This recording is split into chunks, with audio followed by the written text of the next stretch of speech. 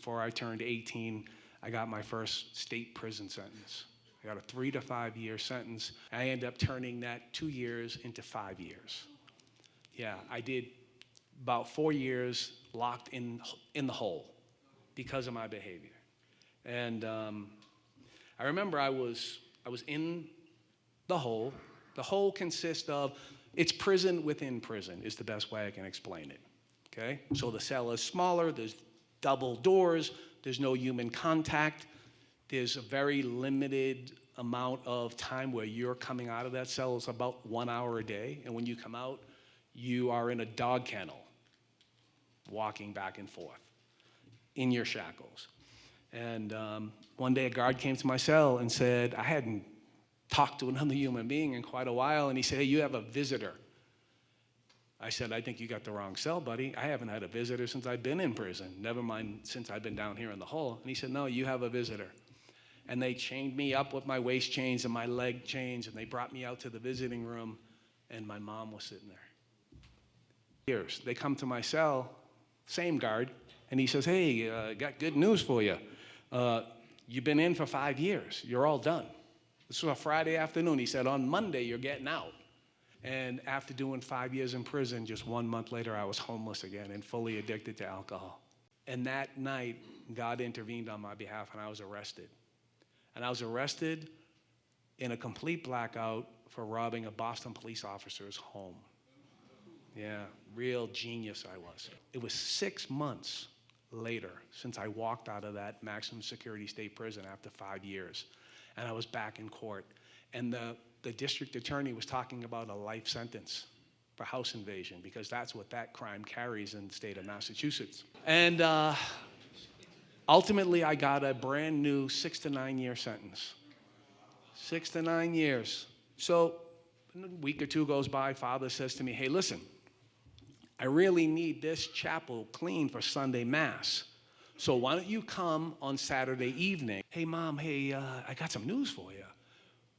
What's up? I said, oh, Mother Teresa's coming to the prison. And she was like, what? And she was all excited. The words that she said changed everything for me. It was the first time in my life that somebody told me that Jesus Christ died for me, right? And that I was more than the crimes that I committed, that I was a child of God, that I had a Father in heaven. I never heard anything like that, and it was very, very confusing. The name of my book is The Big Hustle, right? And it gives you the indication that somehow I'm the big hustler.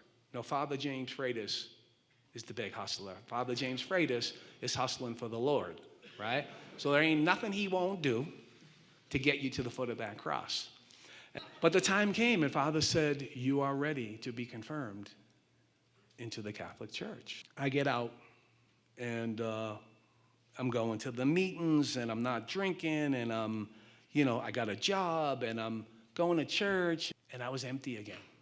But except now I was married, I was having kids, and so, I was trying to wear this mask and trying to fake like I was a happy guy and that I was a good guy. And, there were a lot of things about me that some might say are good things. Before my first conversion, I had all the excuses in the world because nobody told me that Jesus died for me. Nobody told me that God loved me, that I was a child of God.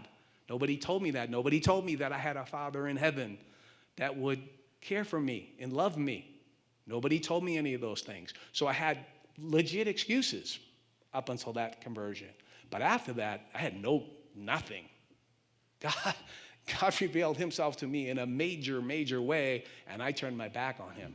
And so I'm there, and I'm weeping, and the priest is like, son, just the facts, please. Like, we got 35 people out here, just, and I walked out of there. I cried myself to sleep. The next day, we had mass and a ceremony, and our family members came, and my face was red, and my wife thought I was mad, but it was all the crying, right? Like, my nose was like,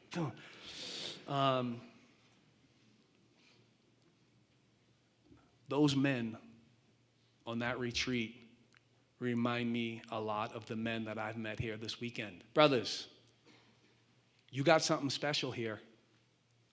Like, I do this. I go all over the country. This is impressive. This is real. When I saw that video of all the activities that you guys have done over the years, and I saw a lot of faces that I see here today, this is an army of men that can lead many to the foot of the cross. And most impressive to me is all the young men in the room, in the examples that you are for them. It's beautiful. God bless you all. Thank you.